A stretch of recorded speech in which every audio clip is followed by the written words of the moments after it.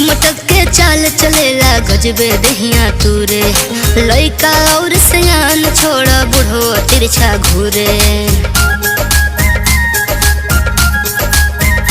हाँ मटक मटक के चाल चलेला गजबे दहिया तूरे, लइका और सयान के